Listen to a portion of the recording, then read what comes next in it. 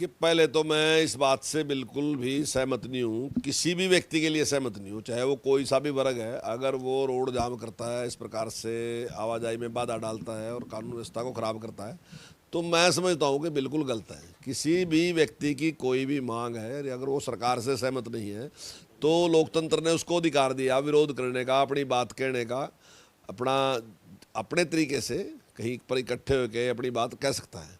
लेकिन रोड जाम करना या हिंसा करना ये बिल्कुल गलत है।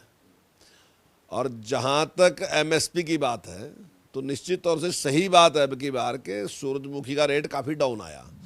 वो रेट घट के 4,000 से 4,200 रुपये तक आ गया। लेकिन माननीय मुख्यमंत्री जी ने निर्णय लिया कि रेट डाउन आने की वजह से किसान को नुकसान हो रहा, और हमने एफेड से कहा कि वो 4,800 रुपये मार्केट में जाके सूरजमुखी खरीदे, क्योंकि जब बड़ा प्लेयर मार्केट में आएगा तो निश्चित तौर से रेट बढ़ेंगे। तो वो हमने प्रयास शुरू कर दिया। उसके साथ ही हमने ये भी कहा कि भाई हर किसान को हम 1,000 रुपये प्रति क्विंटल के हिसाब से सरकार उसको भावांतर भरपाई या मुआवजे के रूप में उसको देगी, उसका सहयोग करेगी। और मैं इस तरीके से, यानी कि सरकार 1,600 से 1,800 रुपये की मदद किसान की करने लग रही, ताकि किसान को कोई नुकसान ना उठाना पड़े।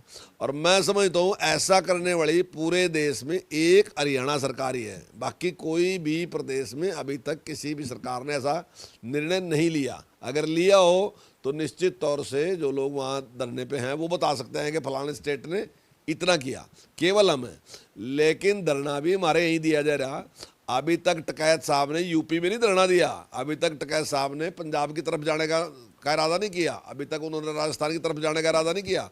तो इससे स्पष्ट है कि इसके पीछे कोई ना कोई राजनीति है, क्योंकि हम ही बेस्ट कर रहे हैं और हमारे खिलाफ ही धरना दिया जा रहा। अब तक भी किसान के लिए जितना अच्छा काम हमने किया, एक हम ही ऐसी स्टेट है जो 0% पे किसान को लोन दे रहे। हम कोई भी उससे ब्याज नहीं लेते। वो अगर 1 लाख रुपए लेके जाता है, 1 लाख रुपए फसल के टाइम जमा करा दो, उसके बाद 1 लाख फिर ले दो, 1 लाख फिर फसल के टाइम पे जमा करा दो। हम ही ऐसी स्टेट हैं जिन्होंने किसानों का जो लोन था, उस पर जो ब्याज था, वो 1,100 करोड़ से ज़्यादा का ब्याज हमने किसान का माफ़ किया। हम ही ऐसी सरकार है जिसने पिछली सरकार के मुकाबले में 7.5 गुना से ज़्यादा 8 साल में किसान को मुआवजा देने का काम किया। जो आज इसके पीछे हैं, उन्होंने अपने 10 साल में 1,339 करोड़ रुपए का मुआवजा किसान को दिया था। हमने 9,500 करोड़ से ज़्यादा का मुआवजा किसान को दे दिया। और जब हमारा कार्यकाल पूरा होगा तो मैं दावे के साथ कह रहा, तब तक हम शायद उनके मुकाबले में 9 गुना से भी ज़्यादा मुआवजा किसान को दे देंगे।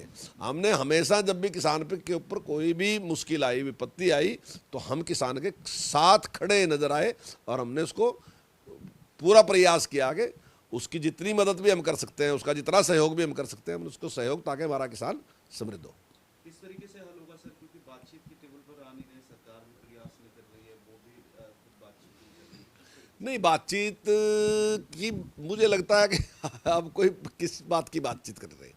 तो बातचीत करने के लिए आए थे, हमने उनके साथ बातचीत की थी और हमने पूरा किसान की मदद कर रखी, कोई है नहीं। और मैं दावे के साथ कहता हूँ, अगर आप किसानों से पूछोगे तो किसान सेटिस्फाई है सरकार की के काम से, कि किसान बिल्कुल, सरकार ने बिना कहे ही इतनी मदद करना, शुरू से ही सरकार ने अपना फैसला कर लिया कि हम किसान के साथ खड़े।